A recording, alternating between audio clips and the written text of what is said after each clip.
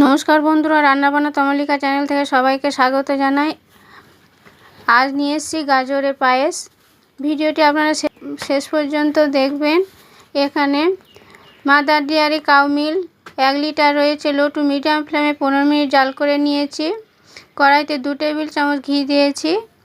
2টি গাজর গ্রেট করে নিয়েছি, ভালো করে ধুয়ে পরিষ্কার করে রেখেছি, দিয়ে দিলাম। লো টু মিডিয়াম ফ্লেমে নাড়াচাড়া করে ভেজে নিতে হবে। লো টু মিডিয়াম ফ্লেমে 3 মিনিট সময় ধরে ভাজতে হবে।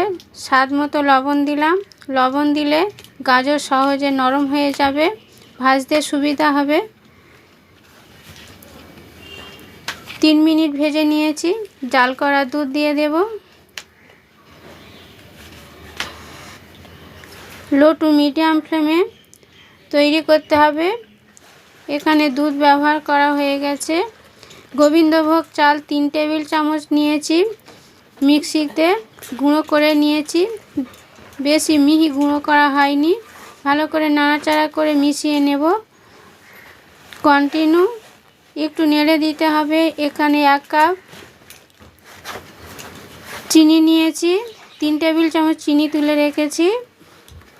প্রয়োজন পড়লে বাকিটা দিয়ে দিতে হবে। একটু নাড়াচাড়া করে মিশিয়ে নিলাম। একটি ছোট এলাচ, একটি বড় এলাচ ফাটিয়ে দিয়ে দিলাম। বাকি চিনি দিয়ে দিলাম।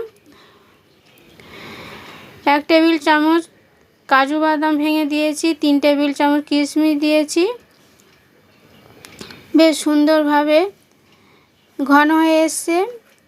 এখানে 3টি সন্দেশ নিয়েছি, কড়া পাকের সন্দেশ, ভালো করে মিহি করে গুঁড়ো করে নিয়েছি, দিয়ে দিলাম। বেশ ঘন হয়ে গেছে। কন্টিনিউ নাড়তে হবে।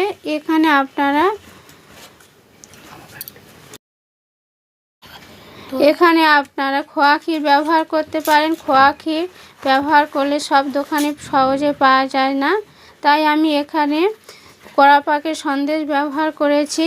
আপনারা সহজে দোকানে কিনতে পারবেন। দারুণ টেস্টি হয়। কড়া পাকের সন্দেশ বা খোয়া ক্ষীর দিলে তৈরি হয়ে গেছে। লো টু মিডিয়াম ফ্লেমে 10 মিনিট ফুটিয়ে নিয়েছি, নামিয়ে নিলাম।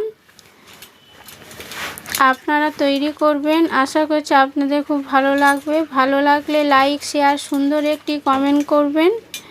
নতুন ভিডিও নিয়ে হাজির হচ্ছে আপনাদের কাছে। সুস্থ থাকবেন। নমস্কার।